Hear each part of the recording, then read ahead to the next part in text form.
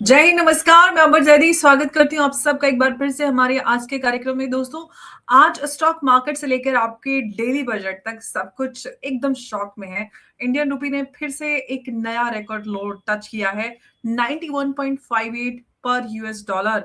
और ये सिर्फ एक नंबर नहीं है, बल्कि पूरी इकोनॉमी की हालत बता रही है कि किस तरह से ये गिरावट है।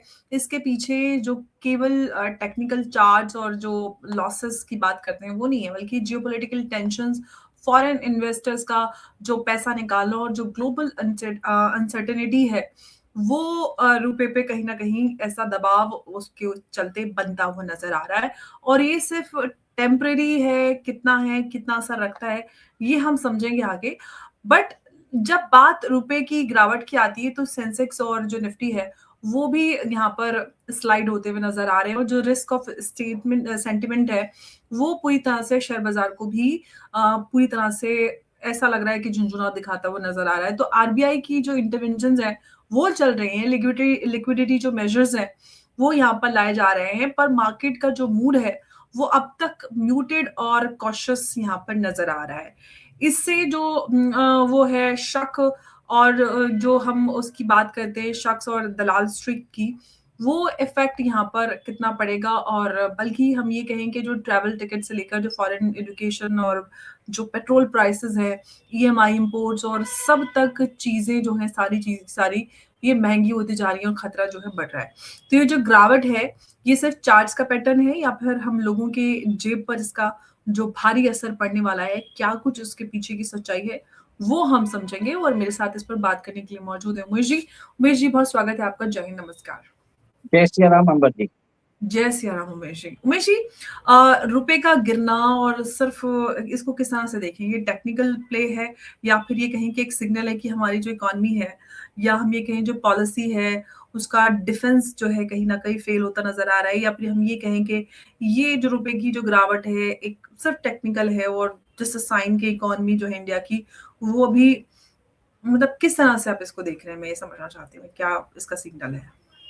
देखिए, रुपए जो है कंटिन्यूसली स्लाइड हो रहा है, और जिस हिसाब से वो स्लाइड हो रहा है, और अभी अराउंड 91 रुपीज 58 पैसा पहुंच चुका है, तो कम से कम आप समझ लीजिए $1 आज 92 रुपीज का हो गया है। जिसके कारण आप देखिए विदेशी ट्रेवल महंगा हो चुका है, फिर बाद में हमारा जो इंपोर्ट बिल है वो भी बढ़ने वाला है। और कहीं ना कहीं मेरा ये मानना है कि अमेरिका की ट्रेड डील नहीं होने से और उनके जो एडिशनल सैंक्शंस लगने से भारत के ऊपर बहुत बड़ा दबाव भी आया है। और यूएस ट्रेजरी बॉन्ड्स की यील्ड भी बढ़ गई है अंबर जी। आज यूएस ट्रेजरी बॉन्ड्स की यील्ड अराउंड 4.8 4.9 है। ये बहुत ही एक तरह से लुक्रेटिव रिटर्न्स है फॉर फॉरेन इंस्टीट्यूशनल इन्वेस्टर। पिछले एक साल के अंदर द एफआईआईज ने इंडियन स्टॉक मार्केट में 2025 में they have sold stocks worth around 1.8 lakh crore. और जनवरी में भी अभी तक उन्होंने 33,000 करोड़ के स्टॉक्स उन्होंने सेल कर दिए हैं 23 जनवरी तक। तो ये दर्शाता है कि जो एफआईआईज है वो इंडियन मार्केट से निकल रहे हैं, क्योंकि सरकार ने 2024 का जो जुलाई के अंदर जो बजट है उसमें लॉन्ग टर्म कैपिटल गेन्स और शॉर्ट टर्म कैपिटल गेन्स के रेट बढ़ा दिए हैं। जो शॉर्ट टर्म कैपिटल गेन्स पहले 10% थे, अभी 12.5% हो गए हैं। और लॉन्ग टर्म कैपिटल गेन्स जो पहले 10% थे वो 12.5% हो गए हैं। और शॉर्ट टर्म कैपिटल गेन्स जो 15% था उसको 20% कर दिया है। उसके अलावा बहुत सारे चार्जेस है, जैसे एसटीटी, अदर चार्जेस। तो एक तरह से जो पॉलिसी के अंदर जो टैक्स रेट्स में टिंकरिंग कर रही है सरकार, उसके कारण विदेशी इन्वेस्टर को भी एक तरह से झटका पड़ा है। और वो भारत की इस इनकंसिस्टेंसी के कारण they are selling lock stock and barrel, और वो एग्जिट भी कर रहे हैं।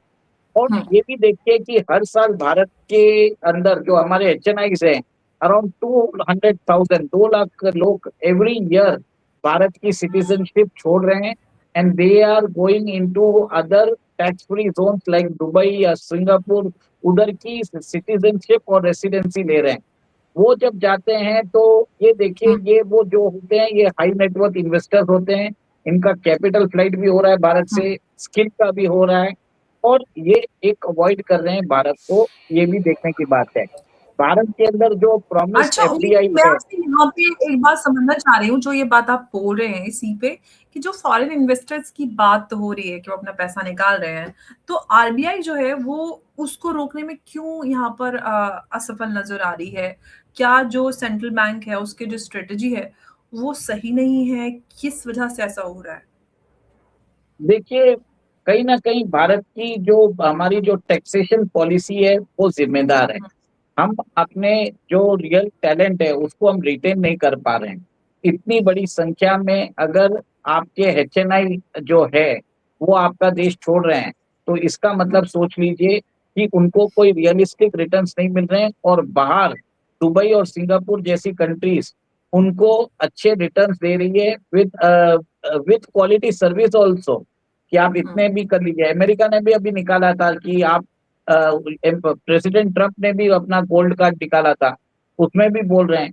तो आप अमर जी, आप you need to attract talent, you need to attract foreign capital.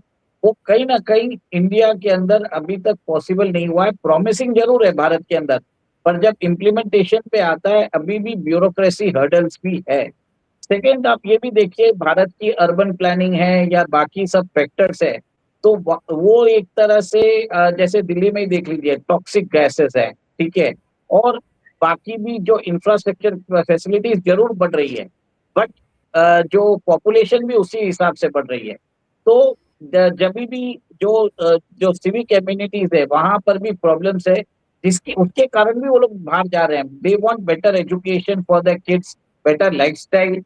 और जैसे एक तरह से टॉक्सिक गैसेस है दिल्ली में, फिर जब अगर बारिश आ जाती है तो डेल्यूज हो जाता है, फ्लड जैसे सिचुएशन हो जाते हैं। तो ये सब जो अच्छी लाइफस्टाइल के कारण बहुत लोग जो है इंडिया छोड़ के जा रहे हैं। और ये भी बात और एक चीज है, भारत को अगर डेवलप करना है तो आपको आपके एमएसएमई सेक्टर को डेवलप करने की जरूरत है। एमएसएमई सेक्टर जो भारत का है वो 12 करोड़ लोगों को जॉब्स देता है, every year 75 lakh new jobs add करता है, आपकी जीडीपी में अराउंड 27% कंट्रीब्यूट करता है, 42% टोटल एक्सपोर्ट्स कंट्रीब्यूट करता है। बट उनको फाइनेंस की कमी होती है, उनको वर्किंग कैपिटल नहीं मिलता है। सरकार उनको सपोर्ट जरूर दे रही है, पर जो लेवल ऑफ सपोर्ट चाहिए वो नहीं मिल रहा है। इनकम टैक्स के और जो जीएसटी के रूल्स है वो बहुत स्ट्रिंजेंट है, बार बार वो चेंज होते जा रहे हैं। इसके कारण बहुत सारे जो छोटे एंटरप्रेन्योर्स है, बिजनेसमैन हैं, वो अपना एक्सपेंड नहीं कर पा रहे हैं। आपको जो जीएसटी के रिटर्न्स होते हैं, जीएसटी के अंदर जो डिनायल होता है आईटीसी का, उसके ऊपर बहुत ज्यादा एक तरह से माइक्रो मैनेजमेंट हो रहा है। कई इसी के कारण आप देख लीजिए कि जो कॉस्ट जो होता है एमएसएमईज का वो बढ़ जाता है, और वो एक तरह से compete नहीं कर पाते इंटरनेशनल मार्केट में जी, विद चाइनीज फर्म्स। जी। एक चीज है, भारत के जो एक्सपोर्ट्स हैं वो तो बढ़े हुए हैं, बट हुँ, आज की डेट में मेरा ये मानना है कि भारत चाहे तो चाइना को रिप्लेस कर सकता है एंट्री लेवल प्रोडक्ट्स पे। हुँ, आप ये देखिए कि चाइना के अंदर भी चाइना जो है भारत को हरा देता है in all the pricing game.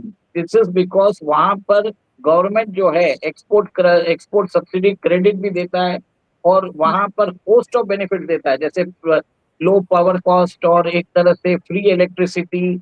फिर हुँ, आपको लैंड अलॉटमेंट जो है वो कंसेशन रेट्स पे दिया जाता है, और हुँ, वहां पर अगर आप एक्सपोर्ट करते हो तो आपको उसके ऊपर सब्सिडीज भी जल्दी मिल जाती है। उस हुँ, तरह की फैसिलिटीज हमारे लोगों को नहीं मिल रही है, यहाँ के एमएसएमई सेक्टर्स को नहीं मिल रही है। वो जी। बहुत बड़ा एक प्रॉब्लम यहाँ पे चल रहा है। एक चीज है, इंडियन कॉर्पोरेट्स का जो टैक्स रेट है इट इज अराउंड 25%, और हुँ, हमारे जो हम अपना इनकम टैक्स भरते हैं जो इंडिविजुअल है वो स्लैब रेट अराउंड 33% है। जी। 5 या 6 साल पहले भारतीय सरकार ने हमारे इंडस्ट्रियलिस्ट के लिए टैक्स रेट घटाए हैं, पर हुँ, किसी ने भी जो हमारे इंडस्ट्रियलिस्ट है भारत के अंदर कैपेसिटी एक्सपेंशन नहीं किया है। जी, उनको बेनिफिट मिल रहा है for lower tax compare um, to individuals, but जी, what they are doing is they are importing goods from China, यहाँ पे असेंबल कर रहे हैं और अच्छा मार्जिन कमा रहे हैं। हुँ, देश के अंदर जी, कैपेसिटी एक्सपेंशन जिस लेवल की होनी चाहिए वो नहीं हो रही हुँ, है। अब देखिए, अच्छा, ये बताइए जो ये सारी बातें आप बता रही हैं, इसी के उससे एक मैं सवाल ये पूछना चाहती हूँ कि जो कुछ भी हो रहा है, जियोपॉलिटिकल टेंशन्स और जो हमें कहेंगे जो ग्लोबल अनसर्टेनिटी बनी हुई है, इसका असर जो है वो रुपये पर ही क्यों नज़र आ रहा है? क्या जो इंडिया की फॉरेन पॉलिसी और जो ट्रेड डिलेज़ हैं, क्या वो इस गिरावट में सबसे बड़ी कल्प्रिट वो हैं?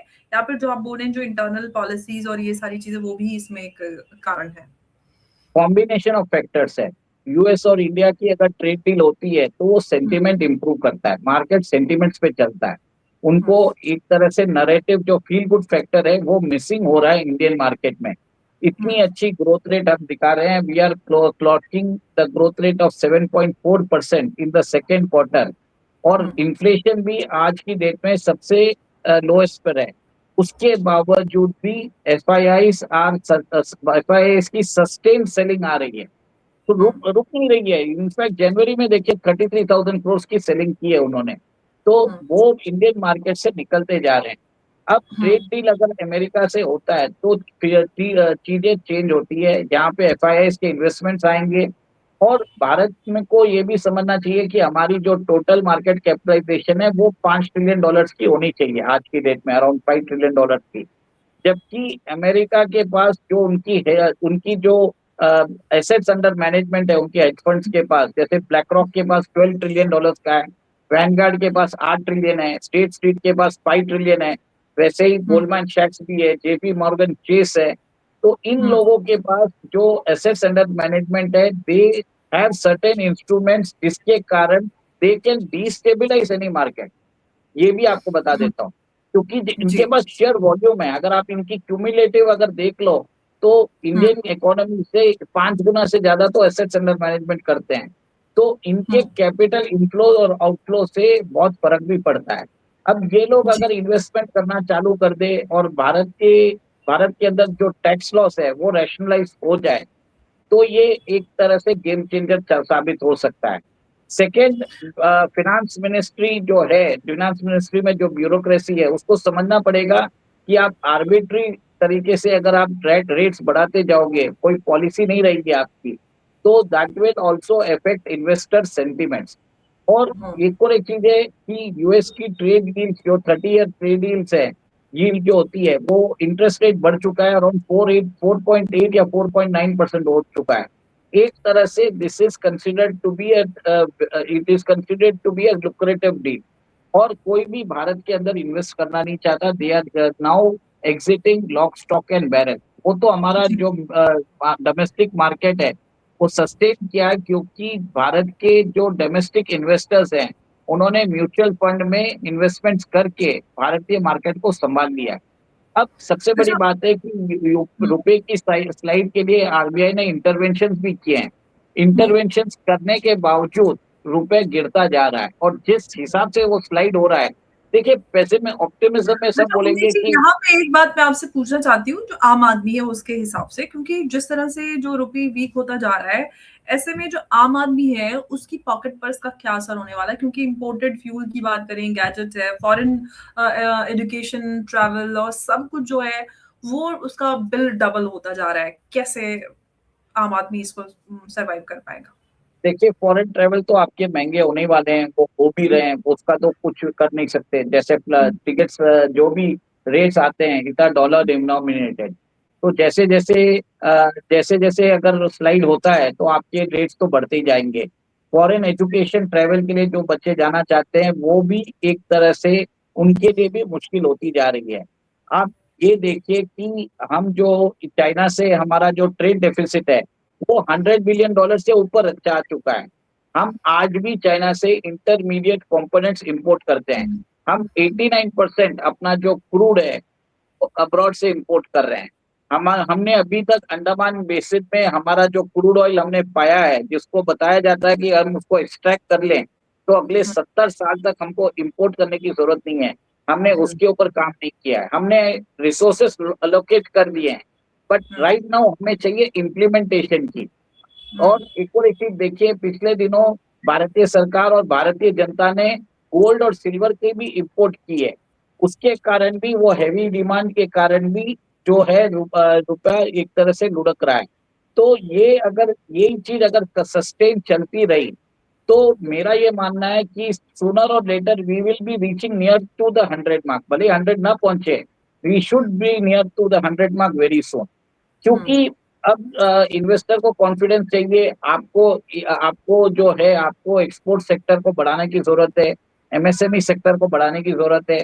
और आज आपका जो सबसे बड़ा ट्रेडिंग पार्टनर है वो चाइना और अमेरिका है, दोनों के साथ हमारा 130 बिलियन डॉलर तक का कुछ ट्रेड होता है, और अमेरिका के साथ तो हमारा सरप्लस है। तो ये भी एक बहुत इंपॉर्टेंट फैक्टर है। देखिए इसमें फायदा भी बहुत इधर एरियाज को हो रहा है, जैसे कि अगर किसी को बाहर से अगर रेमिटेंसेस जो है, रेमिटेंसेस से हमारे को जो पैसे आ रहे हैं बाहर से लोग कमा के भेज रहे हैं, तो कन्वर्शन बेसिस में जिन फैमिलीज को पैसे मिल रहे हैं उनको ज्यादा मिल रहे हैं। आईटी सर्विसेज जो प्रोवाइड कर रहे हैं उनको ज्यादा, उनकी प्रॉफिटेबिलिटी बढ़ने वाली है। बट जो इक्वल एक चीज है, इसका डबल एज वर्ड देख लीजिए, जो हमारी एनर्जी प्रोडक्ट्स है जो हम इंपोर्ट करते हैं, हमारे जो इंटरमीडिएट इंडस्ट्रियल प्रोडक्ट्स है उसको इंपोर्ट करते हैं, गोल्ड सिल्वर और इंटरनेशनल ट्रैवल भी ये देख लीजिए, इंटरनेशनल जो स्टूडेंट्स जाते हैं वो सब महंगे होते जा रहे हैं। This is the dynamics which is happening. और जी, ये उनमें भी से है कि आपने इन जो आरबीआई इंटरवेंशन है उनकी बात की थी, तो मैं यहाँ पे आपसे जानना चाहती हूँ, क्योंकि वो पिछले सेगमेंट में आपने बात की थी इसके पहले, कि जो गवर्नमेंट है उसको, आपको क्या लगता है कि कोई इमरजेंसी मेजर्स लेने की जरूरत है, या फिर आप ये कहें कि किस तरह से इसको पूरा कंट्रोल कर सकते हैं, कोई मेजर्स ले सकते हैं तो क्या, क्योंकि इंटरवेंशंस काफी नजर नहीं आ रहे यहाँ पे। देखिए आपको एक ही चीज है, मेरा ये मानना है कि जब तक आप एक्सपोर्ट ज्यादा नहीं करोगे तब तक आप जो है रुपए की स्लाइड को आप रोक नहीं पाओगे। और इसके लिए आपको एनवायरनमेंट बनाना पड़ेगा। डील आप कर रहे हो बाकी कंट्रीज के साथ, आप ईयू के साथ डील करोगे, सब चीज बरोबर है। बट ये जो डील अभी हो जाती है, इसका मतलब ये नहीं है कि डील इमीडिएटली जो उसके ऊपर जो एग्रीमेंट हुआ है वो इफेक्टिव में आ जाता है। उसको वापस उसके ऊपर बातचीत होती है, 6 से 8 महीने लग जाते हैं। और नेक्स्ट 6 to 8 मंथ्स में अगर ऐसे ही चलता रहा, भले ही हमने ट्रेड डील साइन कर ली है ओमान के साथ और यूके के साथ, अभी हम ईयू के साथ साइन कर रहे हैं या न्यूजीलैंड के साथ, पर ऑपरेशनलाइज होने में इनको टाइम लगता है, 6 से 8 महीने लग जाते हैं। और इसी बीच आप देखिए यूएस के साथ हमारी जो ट्रेड डील है हो नहीं रही है। तो कहीं ना कहीं वी नीड टू इंश्योर कि कैसे वो ट्रेड डील क्रैक किया जाए, जल्द से जल्द किया जाए। तो इससे क्या होगा, जो सेंटिमेंट्स जो है वो फेवर होंगे।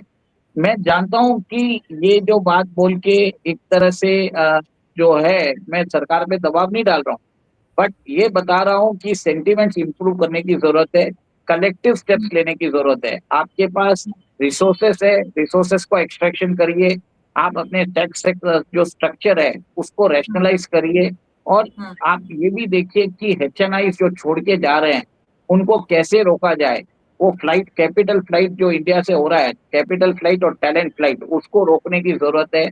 और हमारा जो इंटरमीडिएट प्रोडक्ट्स है जो हम इंपोर्ट कर रहे हैं उसके लिए सरकार ने पीएलआई स्कीम लॉन्च की है, अभी सब लॉन्च में है, अभी तक ऑपरेशनलाइज नहीं हुई है। देखिए अभी धोलेरा में जैसे हम देख रहे हैं सेमीकंडक्टर के लिए, हम सरकार ने 2 साल पहले जो पीएलआई स्कीम लॉन्च की है उसका फायदा हमको इस साल 26-27 में मिलेगा। फाइनेंशियल ईयर 26-27 उसको लगने में 2 से 3 साल लग जाते हैं। बट आप ये देखेंगे कि जब तक हम अपना एक्सपोर्ट नहीं बढ़ाते हैं तब तक आप ये रुपी का स्लाइड कंटिन्यूसली रुपी कंटिन्यूसली डॉलर के अगेंस्ट स्लाइड करता जाएगा। क्योंकि यू हैव टू यू जब आपका इंपोर्ट बिल 89% आपकी एनर्जी नीड्स आप इंपोर्ट कर रहे हो, then you need to export more. ये एक तरह से चैलेंज है अभी भारत को। और उसमें भी मेरा मानना है कि भारत को अब अगर हो सके तो डिफेंस डील्स जो हैं उसको फास्ट ट्रैक करना चाहिए। और वहां पर भी अगर भारत उसको भी इमर्ज कर सकता है, शिप बिल्डिंग है, डिफेंस है, और अभी हम सेमीकंडक्टर्स की भी बात कर रहे हैं, जो न्यू एज सेक्टर्स है उसके ऊपर ध्यान रख के उधर से नई ग्रोथ अपॉर्चुनिटीज लाने की जरूरत है। और ट्रेडिशनल सेक्टर जैसे textiles, James and jewellery, aqua marine products है, उसके ऊपर भी ध्यान देने की जरूरत है। फ्री ट्रेड एग्रीमेंट में हमको फायदा जरूर हुआ होगा, बट आप ये देखेंगे कि उससे फायदा होने वाला है हमको फ्री ट्रेड एग्रीमेंट में। पर उसको ऑपरेशनलाइज होने में भी टाइम लगता है, और कुछ फ्री ट्रेड एग्रीमेंट्स हमने जो साइन किए हैं वो उसके हिसाब से डिजायर्ड रिजल्ट नहीं आए हैं, उसकी भी समीक्षा करनी चाहिए और उसमें भी करेक्टिव मेजर्स लेने की जरूरत है। जी, बिल्कुल। तो आज हम रुपये की इस गिरावट की बात करें तो ये जो गिरावट है सिर्फ़ एक इकोनॉमिक हेडलाइन तो नहीं है, बल्कि हम ये कहें कि जो आम लोग हैं उससे लेकर इन्वेस्टर्स तक और स्टूडेंट्स से लेकर जो इम्पोर्टर्स हैं उस तक, और सबको ये अफ़ेक्ट करने वाला है। ये इनफैक्ट ये कहना चाहिए कि शॉक वेव है सबके लिए। लेकिन जब रुपये वीक होता है तो जो इंडेक्सेस हैं उसका नंबर नहीं बदलता, बल्कि ये कहना चाहिए जो फ्यूल पंप पर प्राइस है वो बढ़ते हैं, अब्रॉड एजुकेशन एक्सपेंसिव होती है, ट्रैवल और गैजेट की जो कॉस्ट है वो ऊपर चली जाती है, और एवरीडे जो इन्फ्लेशन है उसका भी प्रेशर बढ़ता है। तो रुपये का जो स्लाइड है एक ग्लोबल ट्रेंड का हिस्सा हो सकता है, पर इंडिया के लिए ये एक वेकअप कॉल भी है कि policy reforms, strategic trade deals और इन्वेस्टर्स कॉन्फिडेंस को रिस्टोर करना अब लग्जरी नहीं बल्कि ज़रूरत बन चुका है, क्योंकि जब तक चीज़ें नहीं होती हैं तो रुपये की जो बॉटमलेस फॉल है वो स्टोरी एक हेडलाइन नहीं बल्कि आम लोगों की जो रियलिटी है वो बन सकती है। तो इस पर आज की ये चर्चा, और उमेश जी आपका बहुत धन्यवाद इस चर्चा में हमारे साथ जुड़ने के लिए। नमस्कार, जय हिंद, जय भारत। जय सिया राम। जय श्री राम उमेश जी, बहुत धन्यवाद।